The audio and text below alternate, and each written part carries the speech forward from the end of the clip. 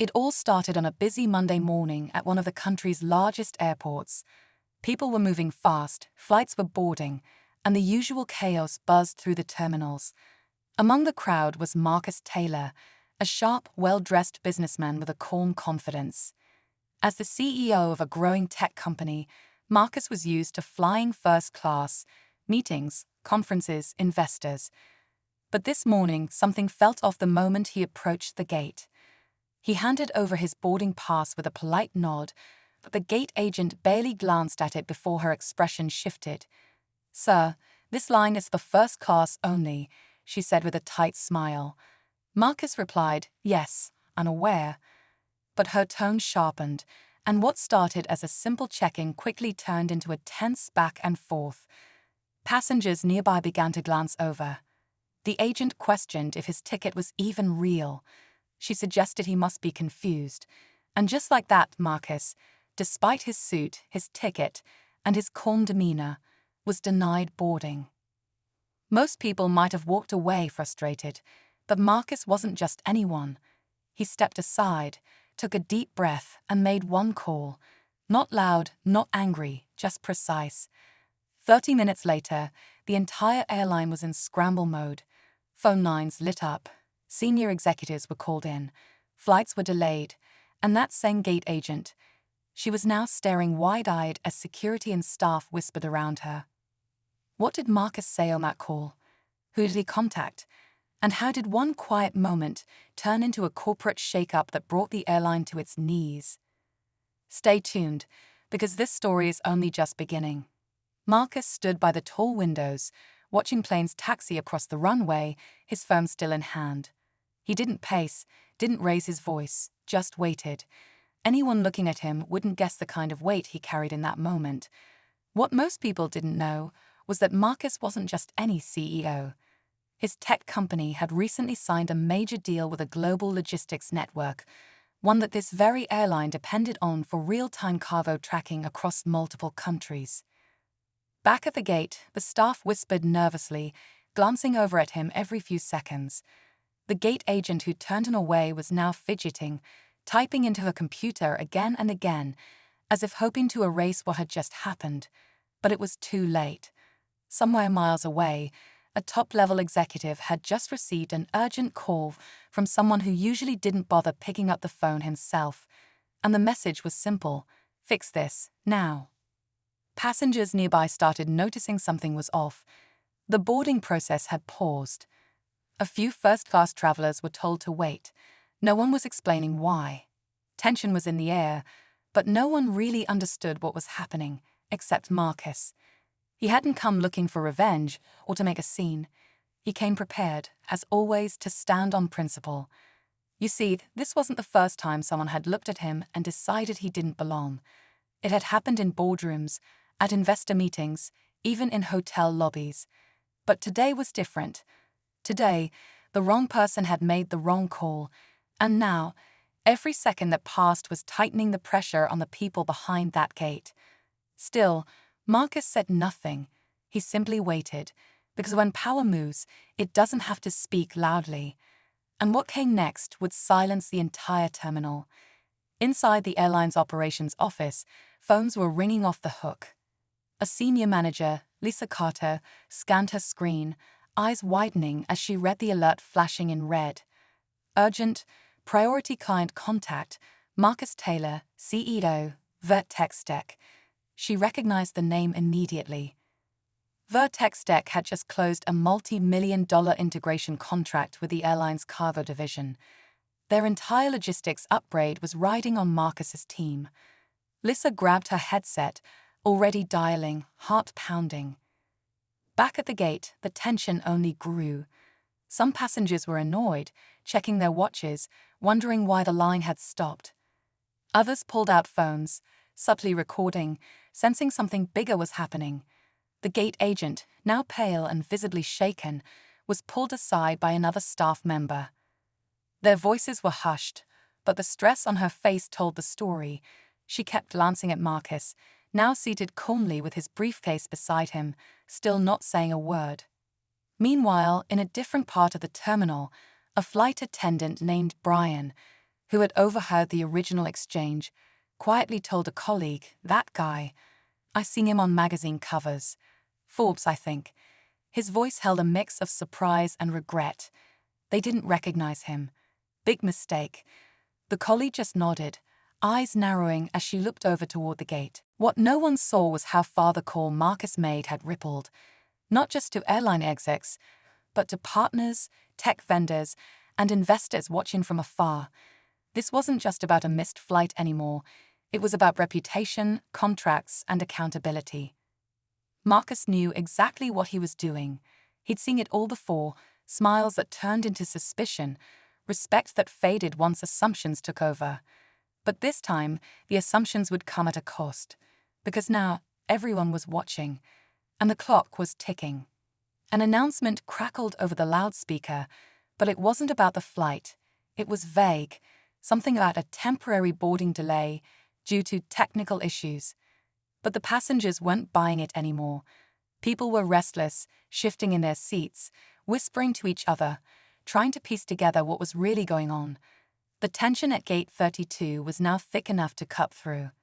Marcus hadn't moved. He sat quietly, scrolling through his phone, but anyone watching could sense he was in control of the moment.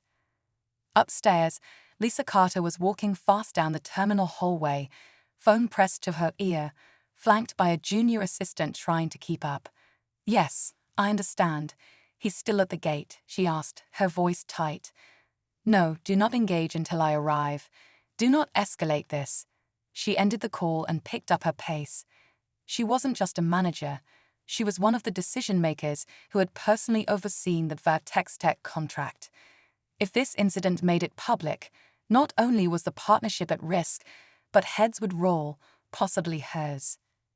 At the same time, the airline's legal team had been looped in. Internal chat threads were blowing up. Someone even mentioned the word discrimination in one of the messages, and that was enough to set off a flurry of concern. A PR crisis was forming right at the gate, and the person at the center of it hadn't raised his voice once. Meanwhile, the gate agent, Julia, was in a back office being questioned by a supervisor. Her hands trembled slightly as she tried to explain her version of what happened. "He didn't look like... I didn't know who he was," she muttered. But the damage had already been done. Screenshots, tweets, and short clips had started surfacing online. And Marcus. He looked up at the sudden hush that swept over the terminal as a group of suited executives approached the gate. Something was about to happen. Something big. The suited executives slowed as they reached the gate, their faces tight with urgency. Passengers watched in silence, sensing something serious was unfolding. One of the men stepped forward, speaking quietly to the remaining gate staff while scanning the area. His eyes landed on Marcus, and in that instant, he seemed to realize just how far this situation had spiraled. But before he could speak, Marcus stood up, calm, composed, unreadable. Just as Lisa Carter arrived, breathless from her sprint through the terminal, another call came through. One of the airline's board members had been contacted directly by someone from Marcus's circle, someone high up, with political and corporate connections. The tone of that call wasn't just concerned, it was furious. Now this wasn't just about bad optics or a delayed flight. It had become a full-blown internal emergency, one that could shake the company at its core. But then came the twist no one expected. A reporter, tipped off by a passenger who had quietly filmed the earlier confrontation, showed up at the terminal. She wasn't loud or dramatic, just holding a press badge and asking the right questions. Is it true a first-class passenger was denied boarding based on appearance? Has the airline made a statement? She asked, phone recording in hand. The executives froze. Cameras now lingered from several directions. Online, hashtags tied to the airline's name were starting to trend. Lisa pulled Marcus aside, trying to contain the situation. "Mr. Taylor, we're deeply sorry for the misunderstanding.